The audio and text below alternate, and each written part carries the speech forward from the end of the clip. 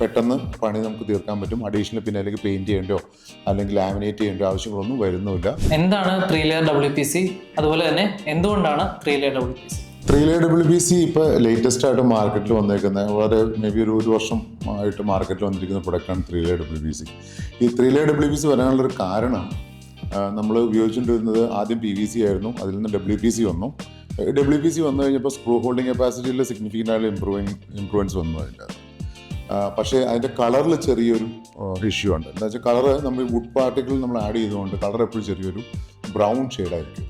അപ്പോൾ പലപ്പോഴും നമുക്ക് ഇന്റീരിയർ ഡിസൈൻ ചെയ്യുമ്പോൾ നമ്മളുടെ ബോക്സുകൾ അല്ലെങ്കിൽ കാർ കേസ് ഒക്കെ ചെയ്യുമ്പോൾ ഈ ഒരു കളർ വരുമ്പോൾ അതിന് ലൈറ്റിൻ്റെ ഇഷ്യൂസ് വരാം, ചിലർക്ക് ഈ കളർ ഇഷ്ടപ്പെടാതെ വരാം. അപ്പോൾ അങ്ങനെ നമ്മൾ ആലോചിച്ചപ്പോൾ എന്തുകൊണ്ട് നമുക്കിതൊരു വൈറ്റ് ഷെയ്ഡിലേക്ക് കൊണ്ടുവന്നുകൂടാ. അതേസമയം തന്നെ നമുക്ക് ഈ പറയുന്ന സ്ക്രൂ ഹോൾഡിംഗ് കപ്പാസിറ്റിയിൽ കുറവ് വരാനും പാടില്ല. അങ്ങനെ വരുമ്പോഴാണ് നമ്മൾ ഉള്ളിലെ WPC കണ്ടൻറ്റും പുറത്ത് 2 UPVC ലൈനിങ്ങോട് കൂടിയിട്ടുള്ള 3 ലെയർ WPC ബോർഡുകൾ മാർക്കറ്റിൽ കൊണ്ടുവരാനായിട്ട് ശ്രദ്ധിച്ചത്. അപ്പോൾ ഇത് ആണ് 3 ലെയർ WPC ബോർഡ്. ഇതിൻ്റെ ഉള്ളിൽ നമുക്ക് ഫുൾ WPC ആയിരിക്കും, ഔട്ടർ ലെയർ 2 UPVCയുടെ വൈറ്റ് ലൈനിങ് ഉണ്ടാവും. ഇത് നമുക്ക് ഈ കാണുന്ന പോലെ എഡ്ജ് വാല്യൂം കൊടുത്തു കഴിഞ്ഞാൽ നമുക്ക് ഡയറക്റ്റായിട്ട് നമുക്ക് കാർ കേസിനും എല്ലാം നമുക്ക് യൂസ് ചെയ്യാൻ പറ്റും.